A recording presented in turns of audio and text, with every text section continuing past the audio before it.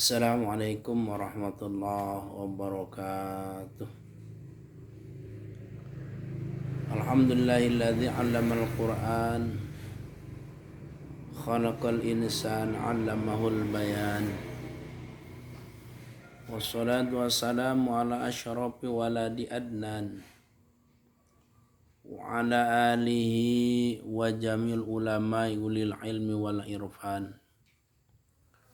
Salatan wa salaman daimaini mutalazimaini bidawamil ahyani wal azman wa ala alihi wa sahbihi wa sallim amma ba'd. Qala Allah ta'ala fi ayatihil karim wa huwa asdaqul qailin a'udzu billahi minasy syaithanir rajim. Bismillahirrahmanirrahim. Inna hadzal qur'ana yahdi lillati hiya aqwam wa yubashshirul mu'minina alladzina ya'maluna shalihati anna lahum ajran kabira. Shadaqallahul azim wa shadaqa rasulun nabiyul karim wa nahnu ala dzalika minasy syahidin wasyakirin walhamdulillahi rabbil alamin. Pertama sekali mari kita sama-sama sanjungkan puji dan syukur hanya kepada Allah Subhanahu wa taala yang masih memberikan keimanan, kekuatan Islam sehingga sampai detik ini kita masih dalam lindungannya. Bersalawat kepada Rasulullah SAW. Allahumma sholli ala sayyidina Muhammad wa ala ali sayyidina Muhammad. Mudah-mudahan kita adalah termasuk bagian daripada umat yang akan mendapatkan syafaatnya kelak nanti. Kajian kita pada pagi hari ini adalah tentang kemuliaan ayat suci Al-Quran. Ayat suci Al-Quran adalah satu kitab yang sangat mulia dan sangat sempurna dibandingkan dengan kitab-kitab yang lain atau pedoman-pedoman yang lain. Dan ajaran ayat suci Al-Quran adalah sesuai dengan fitrah manusia. Dari sisi nama saja, Al-Quran adalah dikatakan dengan bahasa Arab itu Al-Quran. Dalam artinya diambil daripada asal katanya qara'a yaqra'u Qur'anan. Artinya bacaan. Bacaan yang dimana dibaca ayat suci Al-Quran adalah menjadi sebuah pahala. Menjadi sebuah ibadah. Bahkan memandangnya saja ayat suci Al-Quran. Misalnya bagi orang yang tidak mampu atau tidak bisa membaca Al-Quran, hanya melihat hurufnya saja, itu sudah menjadikan sebuah pahala.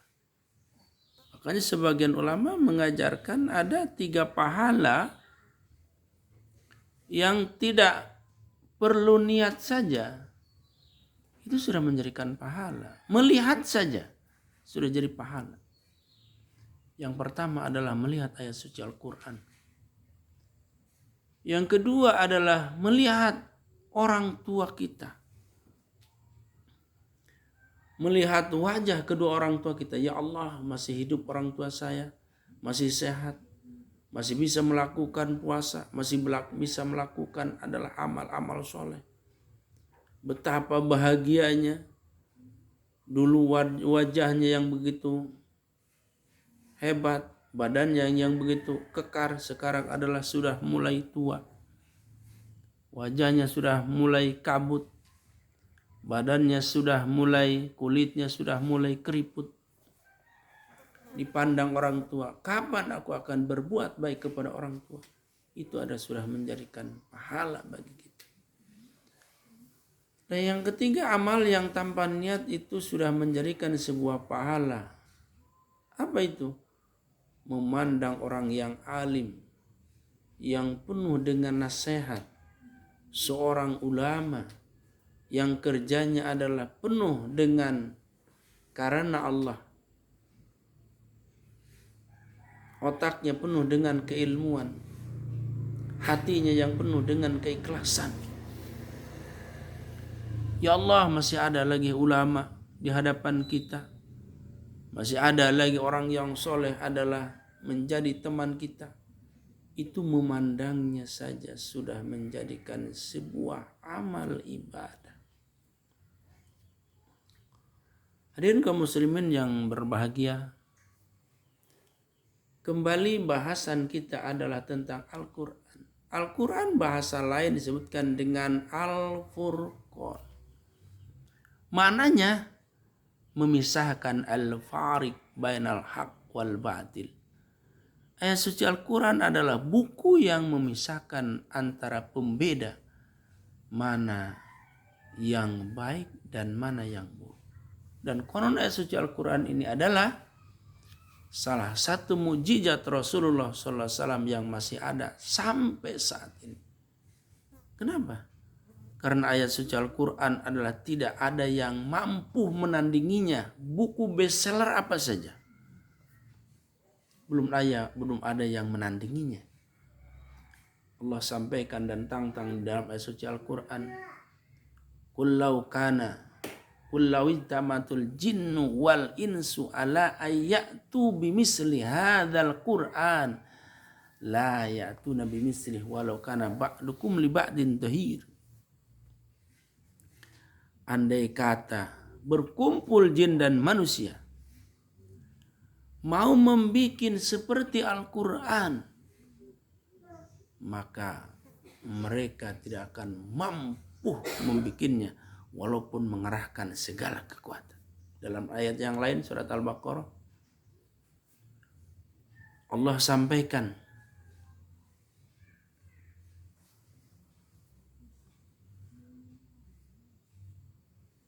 wa in kuntum fi raibim mimma nazzalna ala abdina fa'tu bi suratim mim mithli wad'u syuhada'akum in kuntum shadiqin.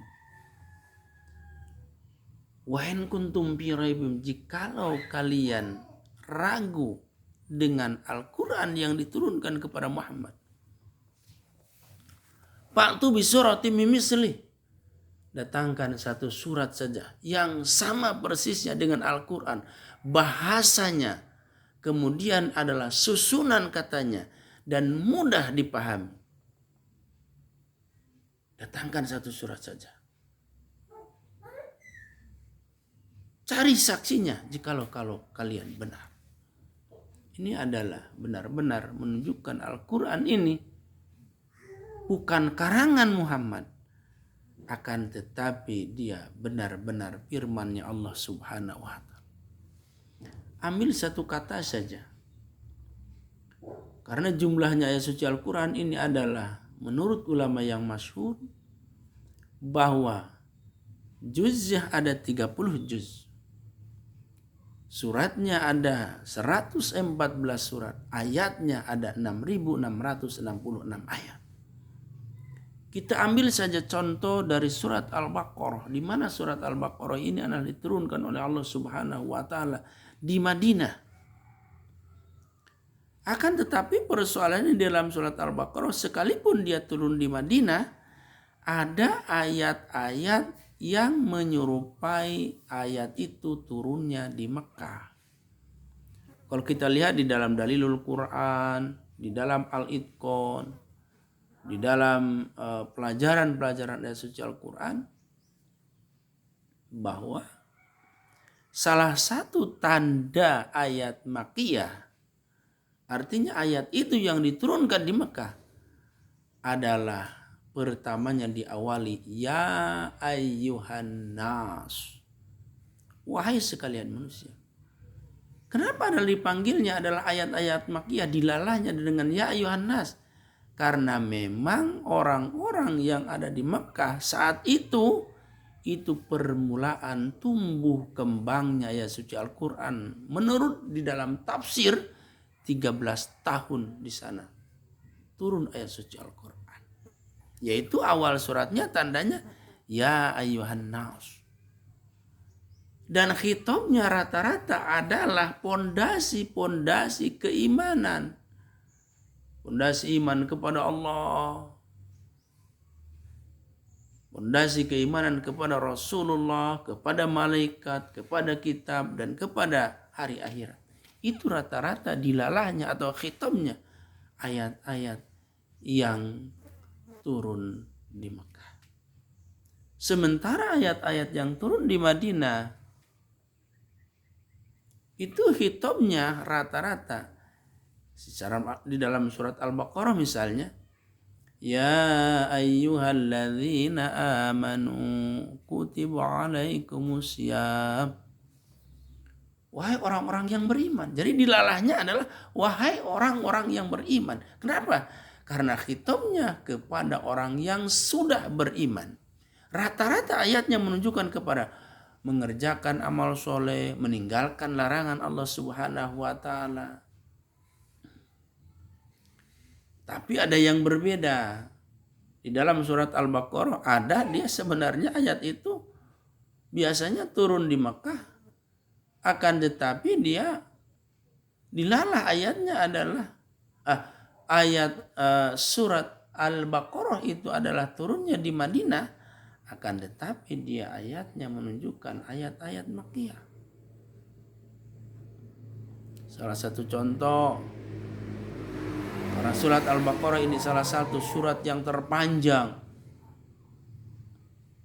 Ya ayyuhan nas, itu ada di dalam surat Al-Baqarah. Ya ayyuhan nasu ubudu rabbakum alladzi khalaqakum walladzina min qablikum la'allakum tattaqun.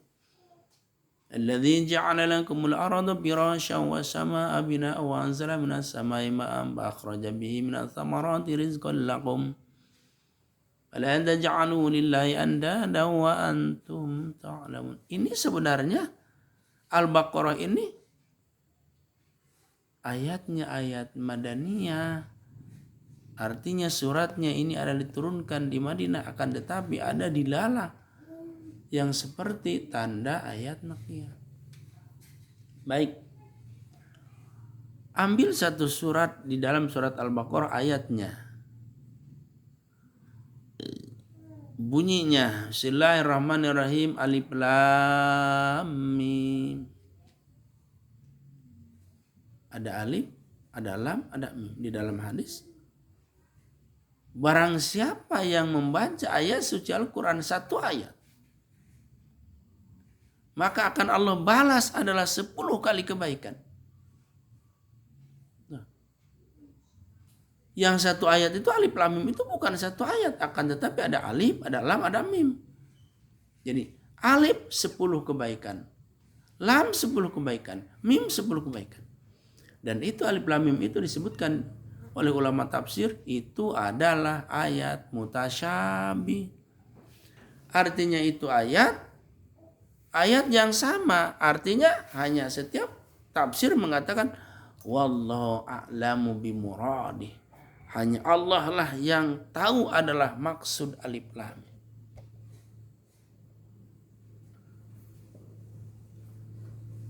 Sementara sebahagian ulama yang menjelaskan yang ada di dalam alif lam mim itu ada alif, ada lam, ada mim, ada 3 huruf. Alif katanya simbolnya adalah Allah Subhanahu wa ta'ala. Artinya apa?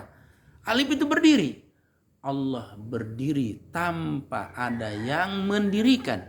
Makanya adalah sifat, salah satu yang wajib sifat kepada Allah, qiyamu bin nafsi. Allah berdiri sendiri tanpa ada yang mendirikan.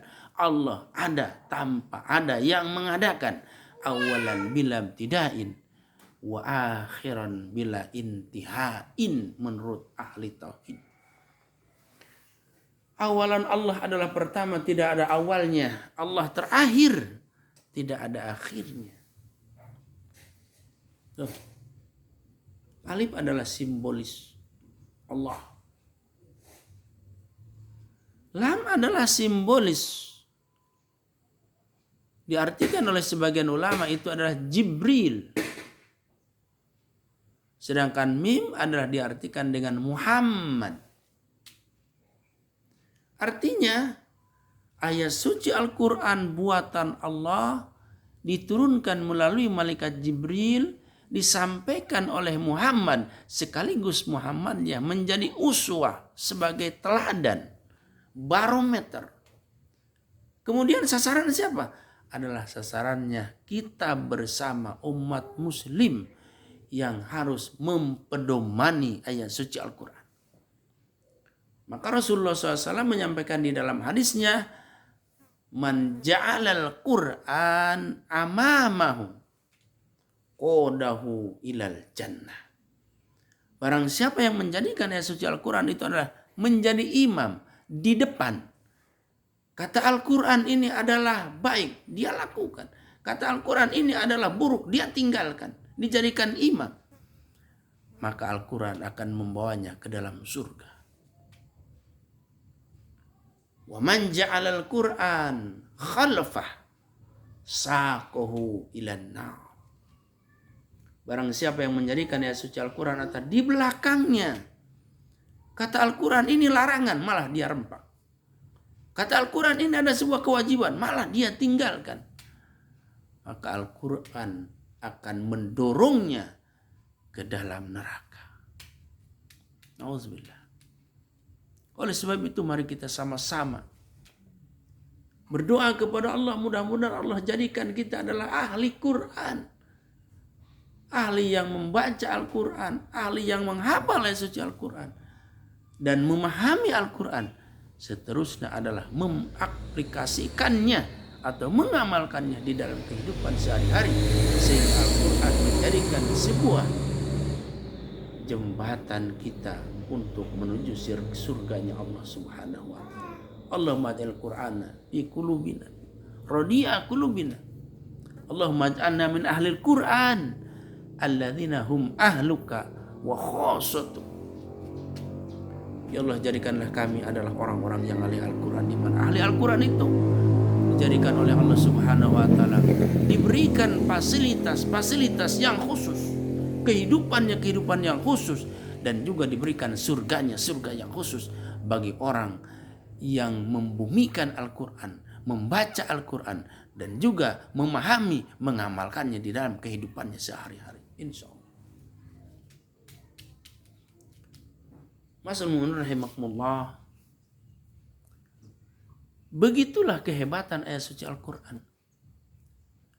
Lalu pertanyaannya, apa saja isi yang ada di dalam ayat suci Al-Quran? Sebagian ulama tafsir mengatakan secara global bahwa yang ada di dalam ayat suci Al-Quran itu ada 3 hal yang sangat penting, yang sangat fundamental, yang sangat mendasar. Yang pertama yang ada di dalam ayat suci Al-Quran itu adalah kalimat tauhid atau ayat-ayat tauhid. Dimulainya adalah dengan misalnya qul huwallahu ahad. Katakanlah Muhammad, Tuhan itu adalah satu, esa. Ayat tauhid. Terutama ayat-ayat tauhid ini adalah ditemukan di dalam surat Al-Baqarah. Salah satunya adalah yang disebutkan dengan ayat kursi, la ta'khuduhu sinatu wala naum. Ini pembeda khalik dengan makhluk. Allah la ta'khuduhu sinatu wala naum. Allah tidak pernah hinggap kepadanya, tidak pernah terjadi kepadanya adalah ngantuk apalagi tidur. Sedangkan makhluk yang lain butuh istirahat, termasuk kita. Dan binatang-binatang ciptaan Allah butuh istirahat, butuh tidur. Apalagi kita, tidur itu adalah salah satu istirahat yang paling baik dalam perkembangan dan kesehatan.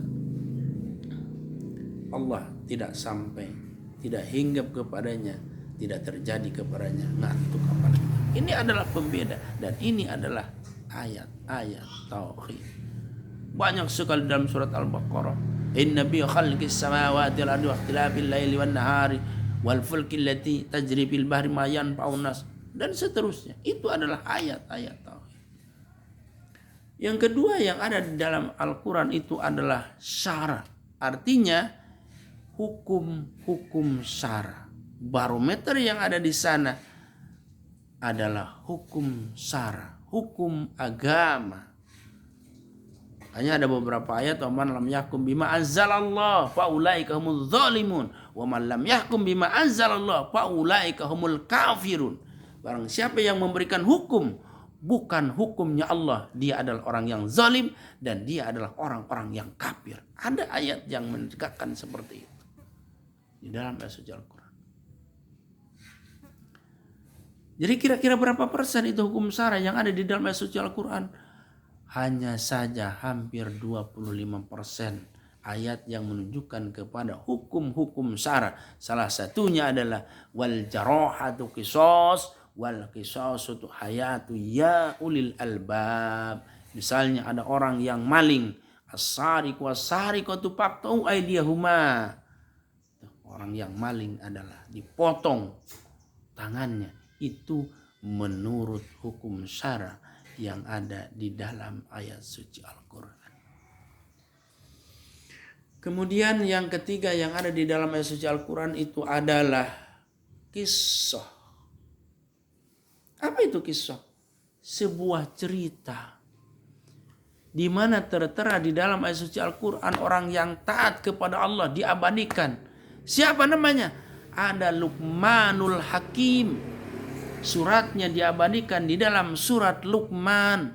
Wa idh qala Luqmanu libnihi wa huwa ya'iduhu ya bunayya la tusyrik billah inna syirka la dzulmun azim. Bagaimana Luqman mengajarkan kepada anaknya, pertama yang diajari kepada anaknya, wahai anakku, jangan engkau syirik kepada Allah. Orang yang soleh diabadikan di dalam ayat suci Al-Quran. Kisah yang baik adalah diabadikan di dalam ayat suci Al-Quran. Ini Luqmanul Hakim, orang yang soleh dan adanya di zaman sebelum Rasulullah Sallallahu Alaihi Wasallam. Salah satu kisah orang yang buruk, yang sesat, ada namanya kaum Ad, kaum Nabi Hud. Ada namanya kaum Samud, kaum Nabi Soleh. Ada namanya kaum Sodom, kaumnya Nabi Lut.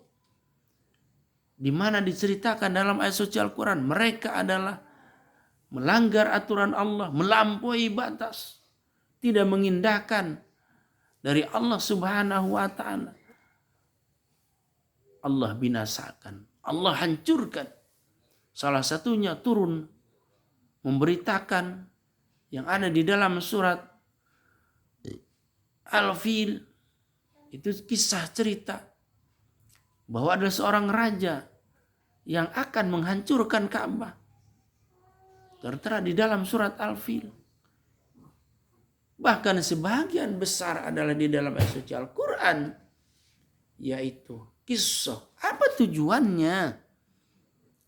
Tujuannya, substansinya, kisah diadakan di dalam ayat suci Al-Quran adalah agar manusia jangan mencontoh umat-umat yang terdahulu. Apabila mengikuti umat terdahulu, dia berdosa kepada Allah, melampaui batas, tidak mengindahkan kepada Rasulullah SAW. Rasulnya yang diutus saat itu banyak sekali, seperti kaumnya Nabi Nuh, seperti kaumnya Nabi Musa yang terkenal dengan Bani Israel. Dihukum oleh Allah Subhanahu wa Ta'ala, disiksa oleh Allah Subhanahu wa Ta'ala dengan berbagai siksaan. Nah, umat sekarang juga apabila melampaui batas seperti umat dahulu, maka tidak ada bedanya, akan ditimpakan musibah oleh Allah Subhanahu wa Ta'ala. Itu sebahagiannya daripada isi ayat suci Al-Quran. Secara global, ayat suci Al-Quran adalah maknanya terdiri kepada 3, yaitu banyak di sana terdapat tentang ketauhidan kepada Allah.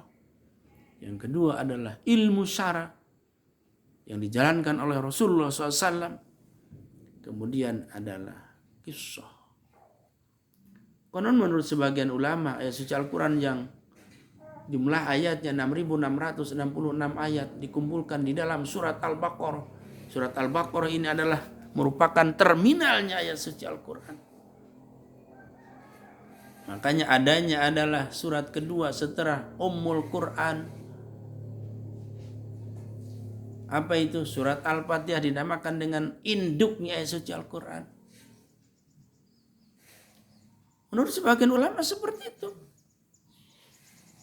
Ahli tafsir. Bahkan yang 6.666 ayat itu dikumpulkan di dalam surat Al-Baqarah. Karena di dalam surat Al-Baqarah terdapat ayat-ayat tauhid. Setelah dikumpulkan di dalam surat Al-Baqarah, dikumpulkan di dalam surat Al-Fatihah. Makanya Al-Fatihah itu artinya pembuka atau persamaannya adalah Ummul Quran, induknya ayat suci Al-Quran. Karena di sana tertera yang dua kelompok, mana ahli surga dan mana ahli neraka. Lihat ayatnya.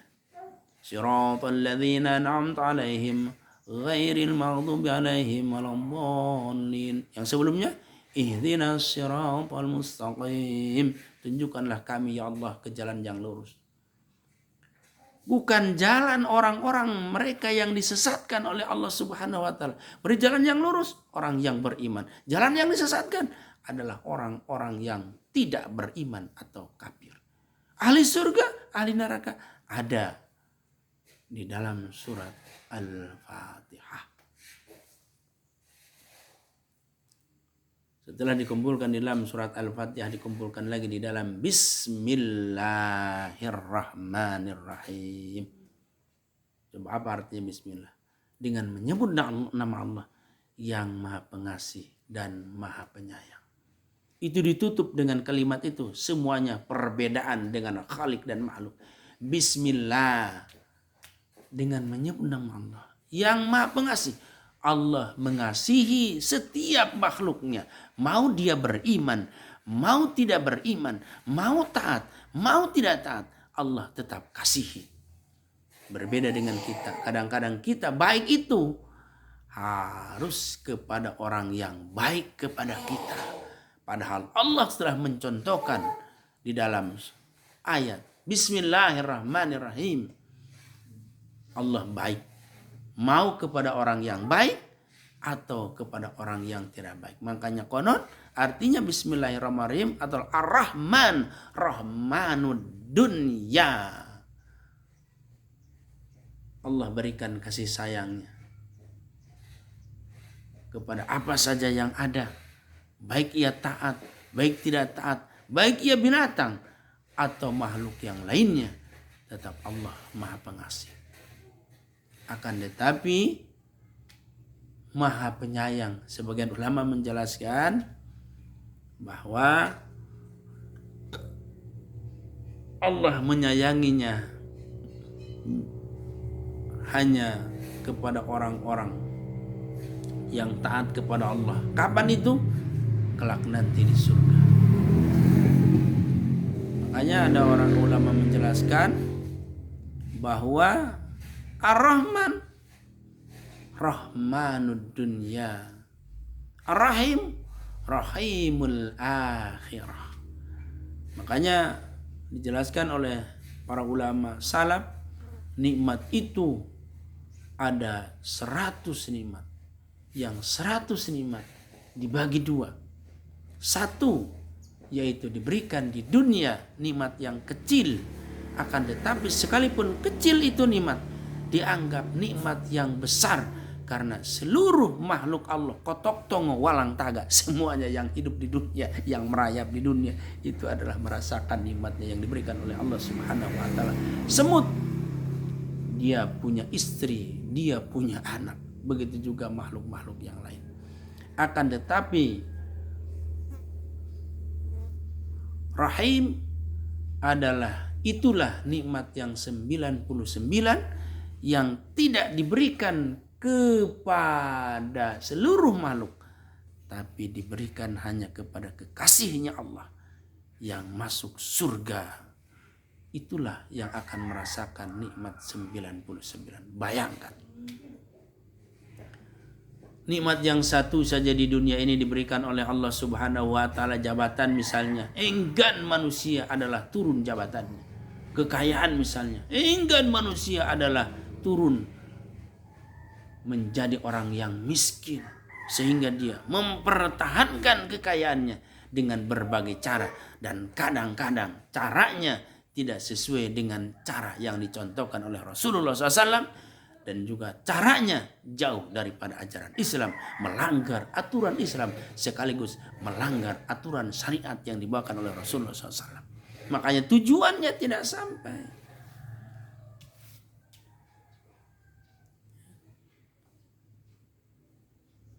Setelah dikumpulkan di dalam Bismillahirrahmanirrahim, makanya Ar-Rahman itu adalah artinya khususun fil labdi umuman fil makna. Begitu dijelaskan oleh ulama tasawuf.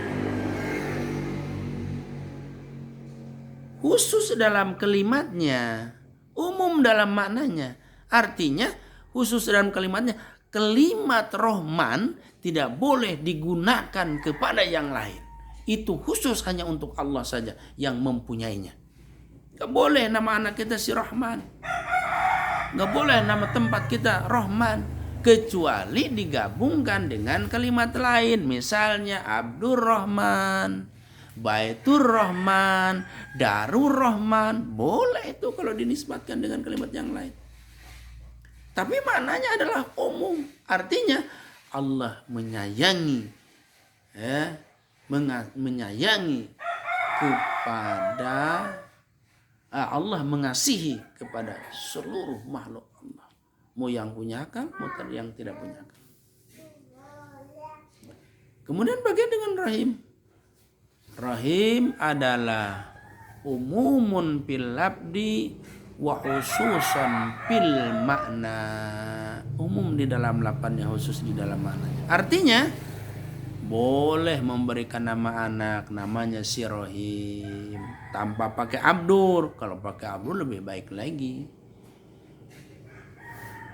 Loh, itu perbedaannya dijelaskan oleh sebagian ulama. Adapun maknanya Rahim itu menyayang, penyayang. Allah sayangi orang-orang yang masuk surga dan diberikan nikmatnya yang 99. Makanya wajar dikatakan oleh para ulama di surga itu la ainun ra'at wala udunun samiat wala khatara fi qalbi basar. Tidak pernah mata ini memandang seindah itu, tidak pernah di hati ini adalah atau otak ini berpikir sehebat itu yang ada di dalam surga. Tidak ada bandingannya. Wajar nikmatnya 99. Setelah itu dikumpulkan lagi di dalam baknya lapan Bismillahirrahmanirrahim. Ulama tasawuf mengatakan